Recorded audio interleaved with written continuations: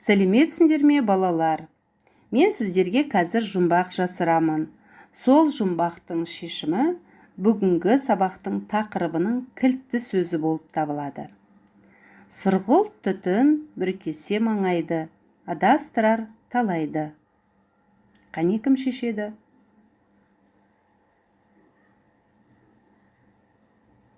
Дұрыс деп тапты деп ойлаймын. Жауабы тұман. Тұманның ерекшелігіне қысқаша тоқталайық. Тұман атмосфераның жерге таяу қабатына ұсақ су тамшыларының немесе мұз кристалдарының жиналуы. Тылсым табиғат адамды ерекше таң қалдырады. Табиғат өте сұлу. Тұман да табиғатқа көрік беріп тұрады. Дегенмен тұман көлік қатынасына үлкен бөгет жасайды. Тұманды күні сақ болуымыз керек. Бүгінгі сабақтың ауа райы және климаттық өзгерістер тарауынан бастаймыз. Сабақтың тақырыбы тұманның пайда болуы. Мақсаты мәтінді түсініп оқу, үндестік заңына сәйкес орфографиялық нормаларға сай жазу. Балалар, дәл қазір бірінші бетті, төртінші бетті ашып, бірінші мәтінді, Шыңғыс Айтматовтың шығармасынан үзінді. Мәтіннің тақырыбы «Теңіз жағалай жүгірген тарғыл төбет» атты қысқа үзінді мәтінді жақсылап оқып, ой түрткі сұрақтарына жауап береміз. Автор қыстың күні түсетін тұманның қандай ерекшелігін көрсеткен? Неліктен тұманды мылқау мейман деп атаған? Тұманды күні өз көңіл күйлеріңді сипаттаңдар.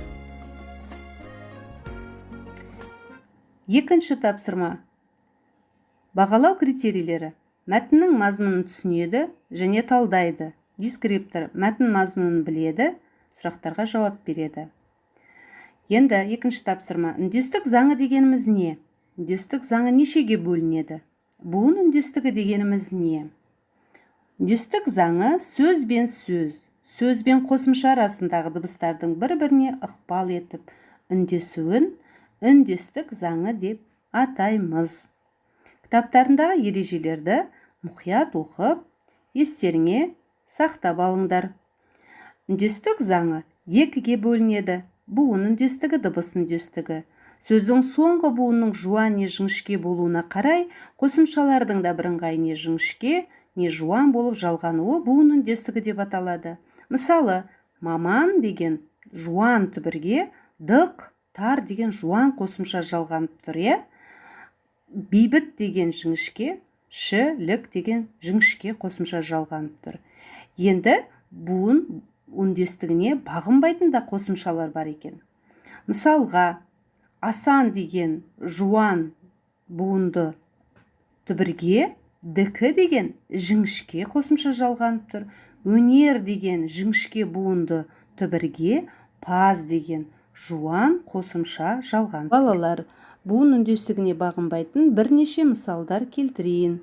Қыз деген түбірде жуан, қосымшасы жіңішке. Жас жуан, пен қосымшасы жіңішке. Еңбек сөзінде е жіңішке, қосымшасында қор жуан. Ем сөзінде түбірінде е жіңішке, хана қосымшасы жуан екен.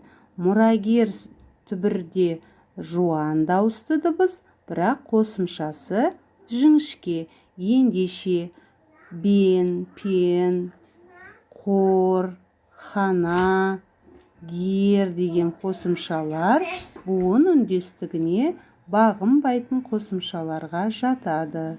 Рахмет. Үшінші тапсырма. Бесінші беттегі екінші, үшінші тапсырмаларды дәптерлеріне орындаңдар. Рахмет, балалар. Сау болыңдар. Келесі білім алаңында кездескенше.